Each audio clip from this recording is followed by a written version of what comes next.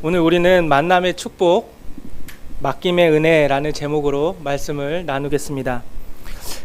아주 오래 전에 제가 어릴 때 나온 유행가 중에 노사연이 부른 만남이라는 곡이 있습니다. 우리의 만남은 우연이 아니야. 그것은 우리의 바람이었어. 뭐 이렇게 시작하는 노래죠. 한낱 세상에서 부르는 유행가 속에서도 만남은 우연이 아니라고 이야기합니다. 왜 우연이 아닐까? 그냥 스쳐 지나가는 인연이 아니라고 이야기합니다. 왜 그럴까? 생각해보면 그 한 사람 한 사람 만나서 이야기를 나누고 정을 쌓으니 그것이 너무나도 소중한 것이기 때문입니다. 하물며 온 세상을 지으시고 창조하신 그 하나님께서 우리 한 사람의 한 걸음 한 걸음을 인도하시는 그것을 아는 성도가 어떻게 우연을 말할 수 있겠습니까? 성경은 말하기를 우리의 모든 순간, 숨쉬는 순간, 눈을 뜨고 감는 것, 그 모든 정말 사소한 것 하나까지도 결코 그냥 되는 것이 없다라고 말합니다. 다 하나님의 섭리 안에 있다고 이야기하지요. 우리가 자여교회라는 한 울타리 안에서 만나 예배를 하고 함께 같은 말씀을 듣고 서로 같은 기도 제목, 서로의 기도 제목을 함께 나누고 끌어앉아서 울면서 또 그 기도 응답으로 함께 기뻐하는 그 모든 지난 시간도 마찬가지입니다. 저 역시 이 자여교회 7년 전에 오게 된 것도 또 지금까지 여러분을 만나 함께 신앙생활을 한 건 역시 마찬가지입니다. 그저 우연히 제 동기 이충만 목사님이 소개해줘서 또 우연히 이곳에 목사님이 다른 교회로 가게 돼서 마침 자리가 비어서 마침 제가 그 모든 조건에 맞아서 이 교회에 온 것이 아니라는 것입니다.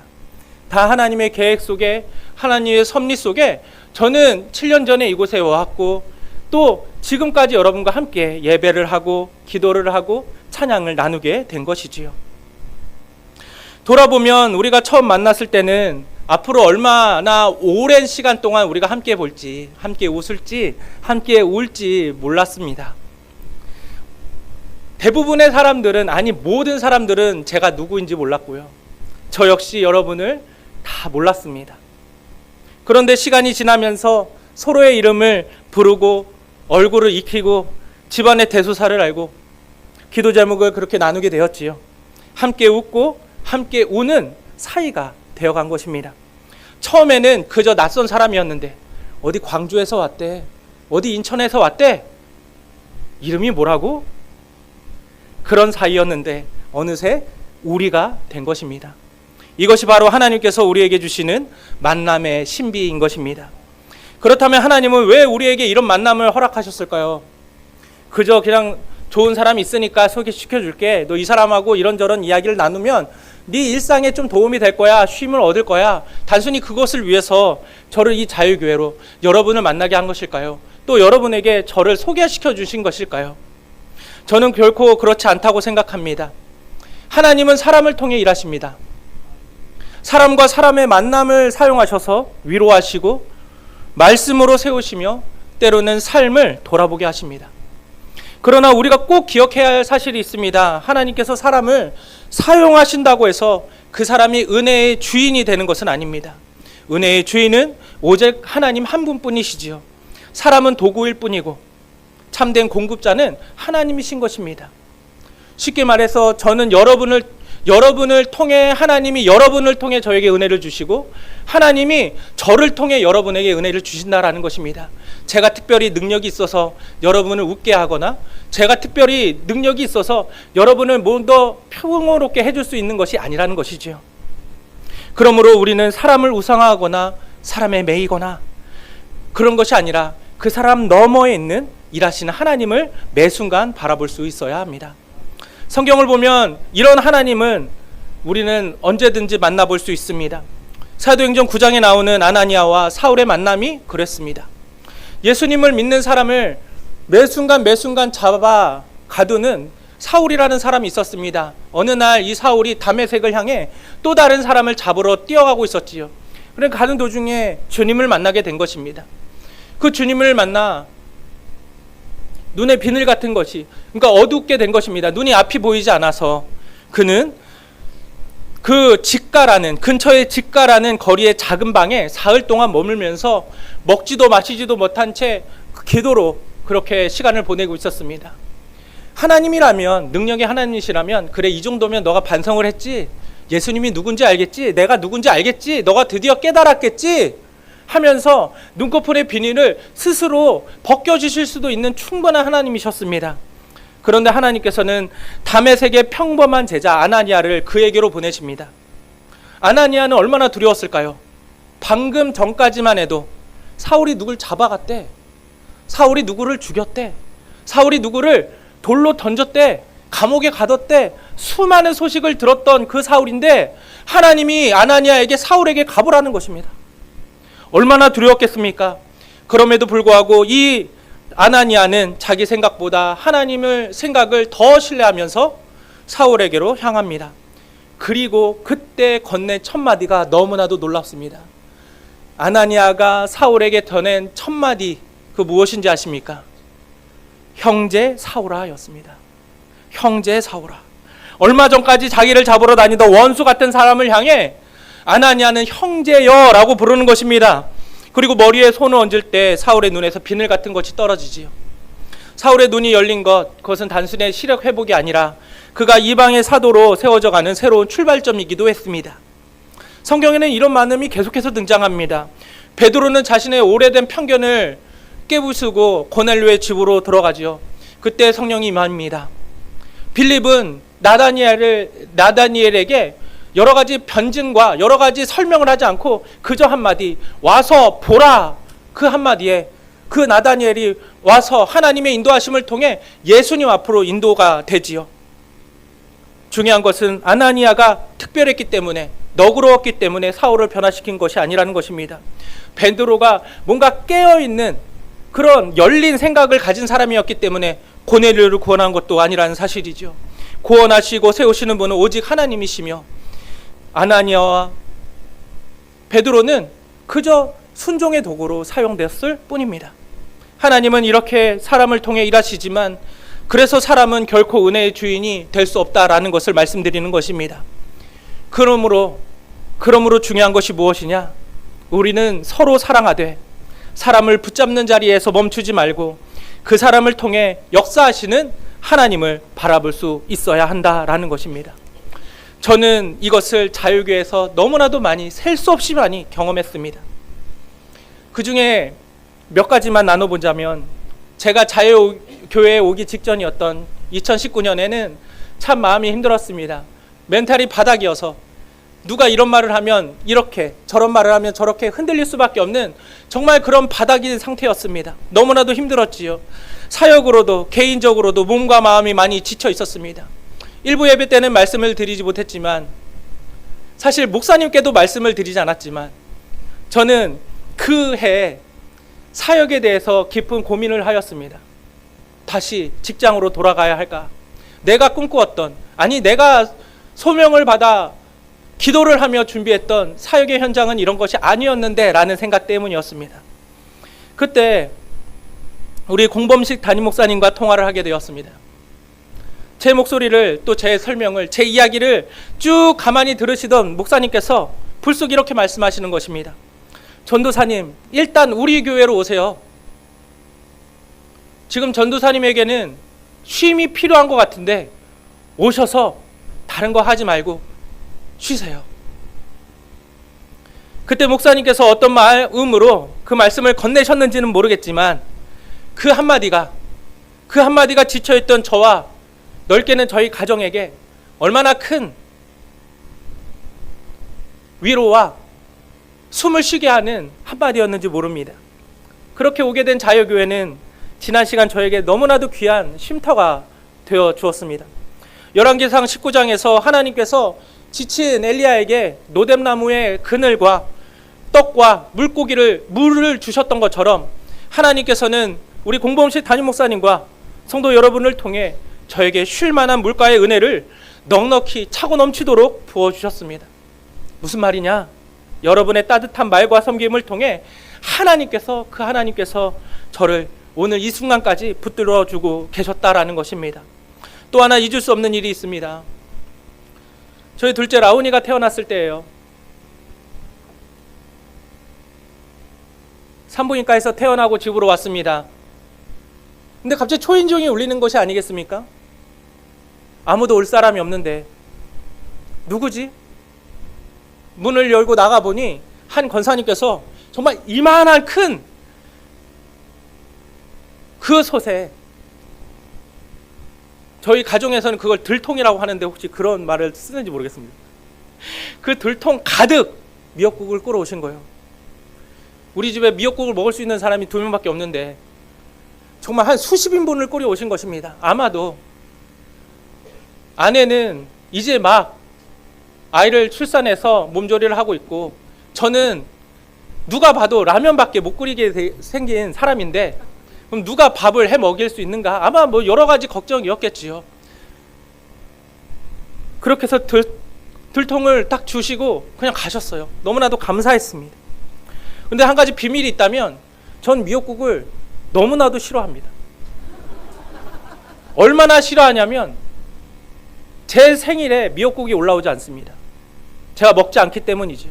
얼마나 우리 가정에서 제가 민폐 중에 민폐냐면 어머니 생일에도, 아버지 생일에도, 제 동생 생일에도 미역국은 올라오지 않습니다. 제가 먹지 않기 때문이죠. 철저한 저의 위주. 그런데 그날 그 미역국이 어찌나 먹고 싶던지, 어찌나 잘 들어가던지, 심지어 그 수십 인분의 들통을 남겨두고 저희 아내는 호련히 광주로 떠났습니다. 그 어떡합니까? 만약에 저희 어머니가 끓여주신 미역국이었다면, 저희 아내가 끓여준 미역국이었다면 죄송하지만 전 미련 없이 그걸 버렸을 것입니다.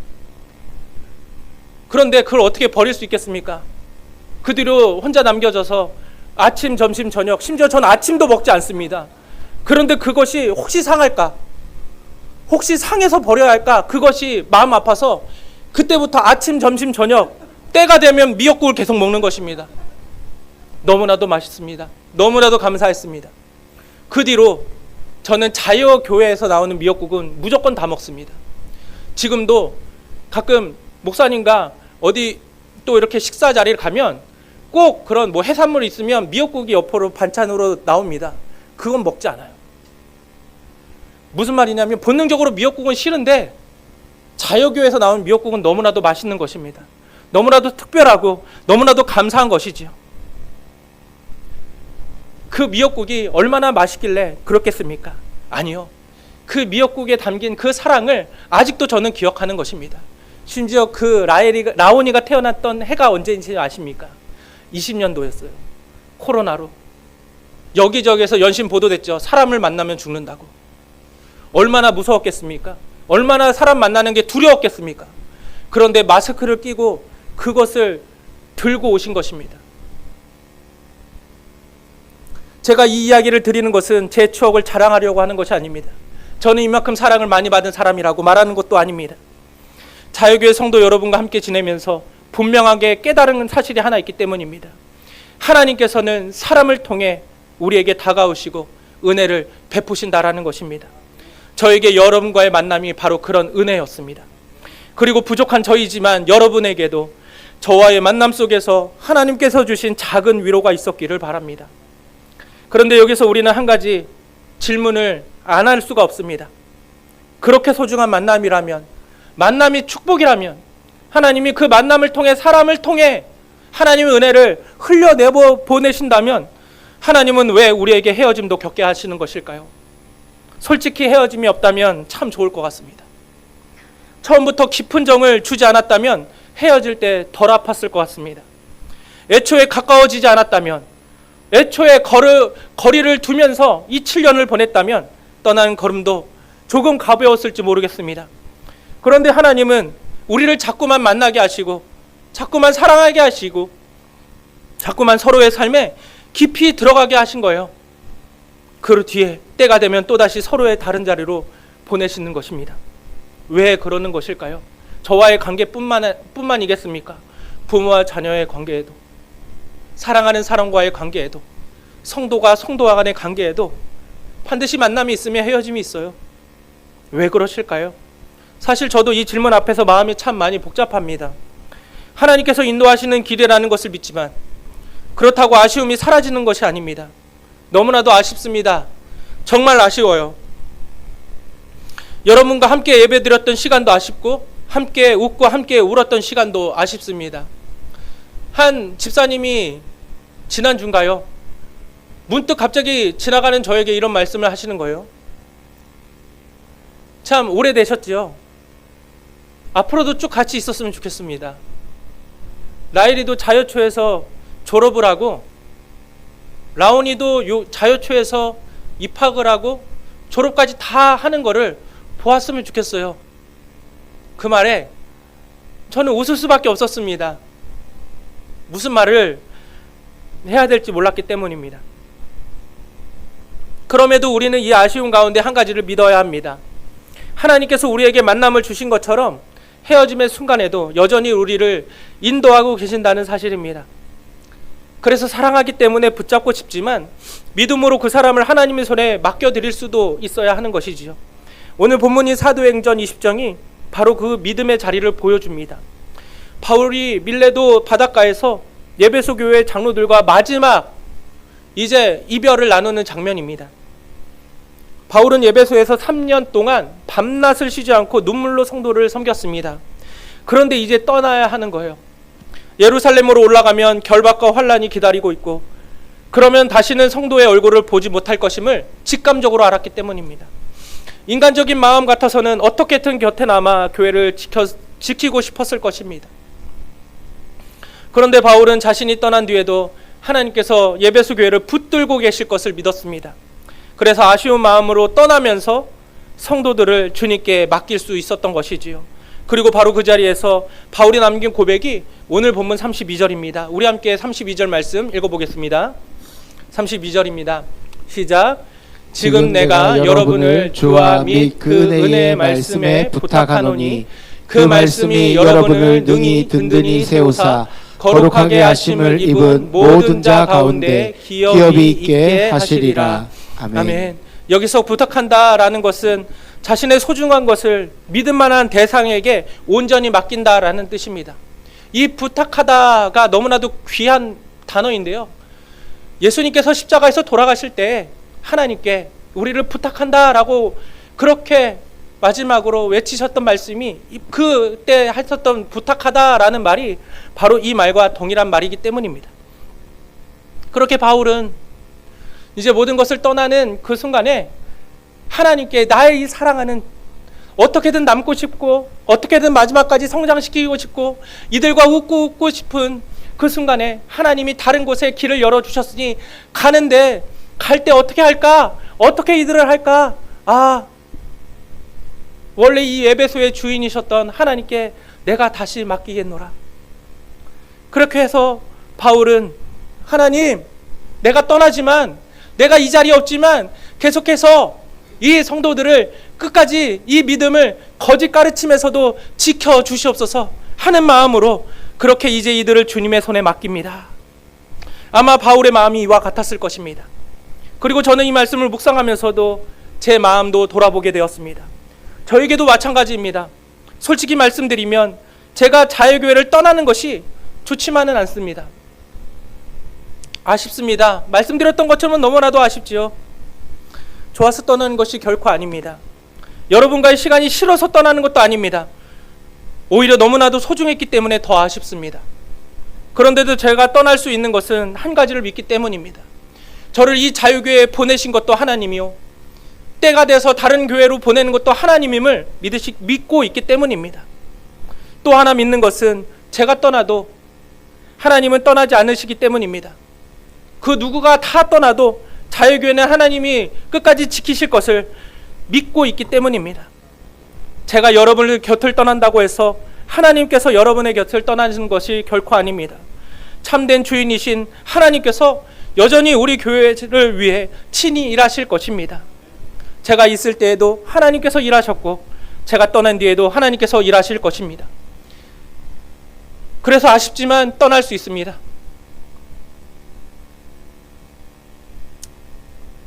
참 눈물이 나지만 맡길 수도 있죠. 마음은 붙잡고 싶지만 왜 안 그렇겠습니까? 7년이 결코 짧지 않잖아요.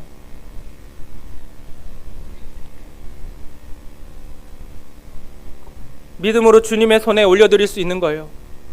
그리고 이것이 제가 여러분을 주님께 맡기는 이유입니다. 제가 잘해서가 아니라 주님이 신실하시기 때문입니다. 제가 여러분을 끝까지 지킬 수 있어서가 아니라 주님께서 여러분을 끝까지 지킬 것이기 때문입니다. 그래서 저는 아쉬운 마음 그대로 여러분을 주님의 손에 맡겨드립니다. 그리고 저희 앞날도 역시 주님의 손에 맡겨드립니다. 그렇다면 바울이 어떻게 예배소 성도들을 주님께 맡길 수 있었겠습니까? 그 이유가 오늘 본문에 나오는데요. 그 말씀이 여러분을 능히 든든히 세우사. 성도를 세우는 것이 사람이 아니라 말씀이기 때문입니다. 바울이 떠나도 하나님의 말씀은 그 자리에 남아있잖아요. 사역자가 자리를 옮겨도 하나님의 말씀은 이 자리에 영원토록 남아있는 것입니다. 사람은 변할 수 있지만 하나님의 말씀은 결코 변하지 않습니다. 그러므로 저는 여러분을 주님과 그 은혜의 말씀에 부탁드립니다. 그 말씀이 여러분을 능히 든든히 세우실 것입니다. 그리고 바울이 말하보는 마지막 목적지는 단순히 이 땅에서의 이별이나 재회에 머물지 않습니다. 본문은 우리에게 기업을 이야기합니다. 거룩하게 하심을 입은 모든 자 가운데 기업이 있게 하시리라. 여기서 말하는 기업은 그리스도 안에서 성도에게 예비하신 하나님의 나라의 영원한 유업입니다. 그러므로 오늘 우리의 헤어짐은 끝이 아닙니다. 우리는 서로 다른 자리로 흩어져 살아가지만 같은 주님을 섬기며 같은 복음을 붙들고 계속해서 살아갈 것입니다. 그리고 마지막에는 우리를 거룩하게 하신 주님께서 우리 모두를 하나님의 나라의 영원한 기업으로 이끄실 줄 믿습니다.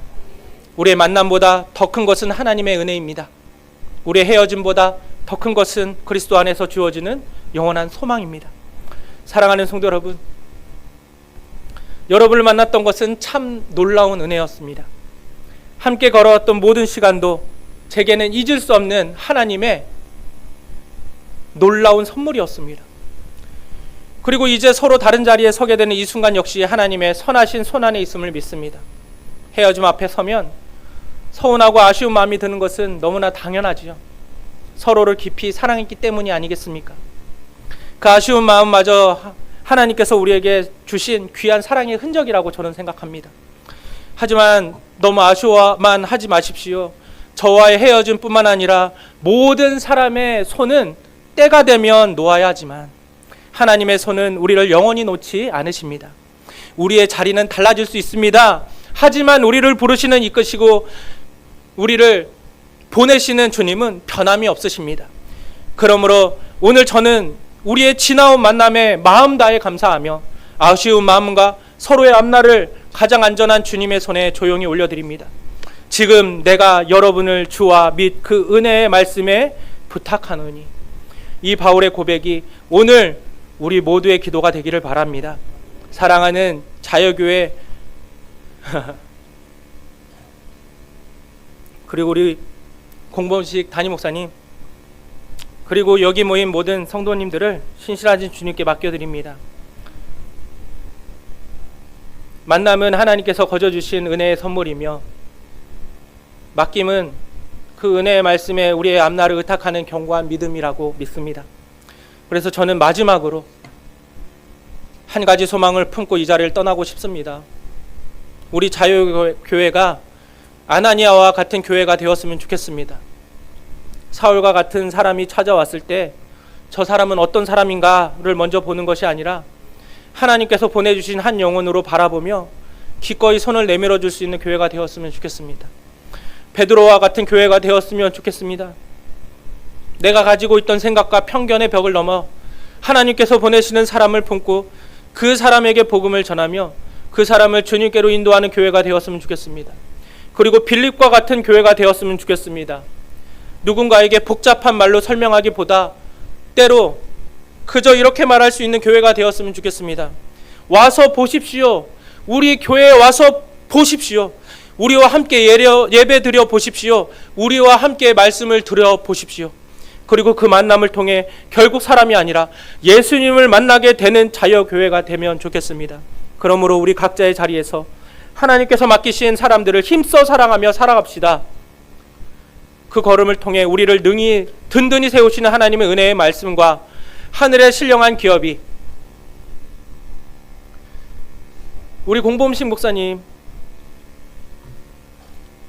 모든 성도 그리고 자유교회뿐만 아니라 여러분이 걸어가는 모든 땅 위에 항상 넘쳐나기를 주님의 이름으로 간절히 축복합니다.